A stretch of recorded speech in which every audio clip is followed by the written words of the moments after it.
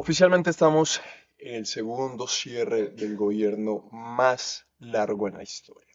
Y lo que aparentemente es una mala noticia, cuando el gobierno reabra, va a ser una muy buena noticia para el mercado, muy seguramente, por lo cual probablemente tengamos un noviembre con bastante presión alcista. Así que hoy vamos a hablar sobre qué pasó con Netflix, vamos a hablar de la nueva competencia de Google, vamos a hablar sobre el movimiento del oro. Lo habíamos venido hablando previamente, esos movimientos parabólicos. Luego vamos a hacer análisis del S&P 500, del Nasdaq y los escenarios. Así que empecemos directamente por conexión bursátil. Estamos hablando ayer de la nueva competencia que resulta para Google. Ahora, la empresa dueña de ChatGPT creó un navegador, un explorador, que es la competencia ahora directa de Google. Vamos a ver, se pone interesante el movimiento entre las dos compañías. Obviamente eso es bueno para el S&P 500 porque genera mucho más mercado y genera obviamente crecimiento en las empresas del S&P 500. Cuando digo que es bueno en sentido alcista.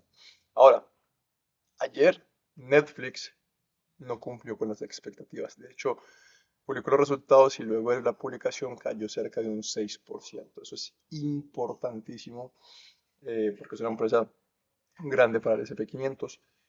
Y hoy tenemos, obviamente, más entregas trimestrales, entre ellas Tesla, IBM. Interesante ver qué pasa con IBM.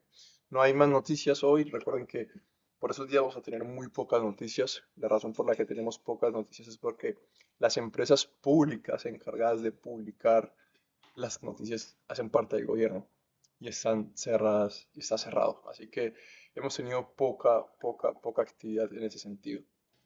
Lo que sí podemos ver es un poco las gráficas. Esa es la gráfica del oro.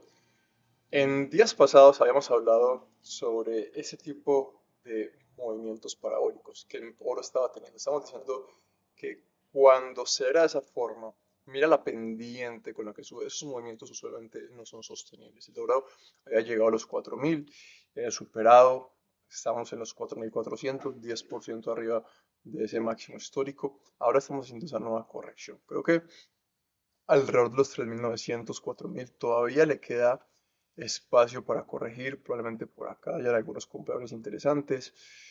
Sin embargo, mucho más interesante opciones de compra bajo mi punto de vista del oro va a ser por acá alrededor de los 3.800, por ahí 3.700. Obviamente el hecho de que tengamos esta caída tan fuerte en el oro no significa que ya la tendencia cambió, no significa que ya no vamos a ir para el otro lado. No, no estoy diciendo eso. Pero sí es lo normal después de esa capitulación, de ese movimiento tan fuerte, que haya sacadas de ganancias, que genere esos movimientos bajistas, es lo que pasa usualmente eh, en el mercado. Usualmente es un movimiento técnico, ¿ok? Hoy quiero hacer un poco el análisis del petróleo, porque el petróleo está en un área clave donde probablemente aquí tengamos compras interesantes. A mí me empieza a cuestionar un poco ese movimiento del petróleo y probablemente veo que el petróleo pueda empezar a tener un movimiento hasta ese punto.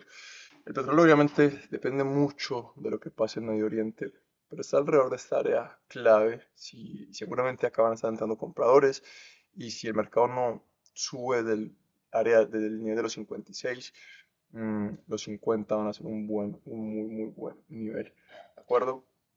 Vamos a ver qué está pasando con el S&P 500 y vamos a hacer un poco más de énfasis en este activo.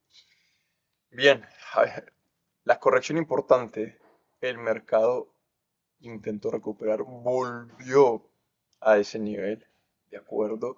Yo estaba esperando que el mercado regresara precisamente a este punto, pero dio buenas oportunidades de entrada acá a largo plazo, a nivel general estoy hablando. Ahora el mercado está chocando nuevamente contra máximos históricos. Es interesante lo que está pasando en el corto plazo, ¿ok? Porque ya empezamos a ver con mucha más alta probabilidad que el mercado pueda controlar ese máximo histórico y por qué no seguir su movimiento a los 6.900. Esta gráfica representa mucho mejor lo que pasa con el S&P 500, pero muchísimo mejor. Tenemos todo este movimiento alcista. Ayer fue un día de los días más aburridos. Es de los días más aburridos para los traders.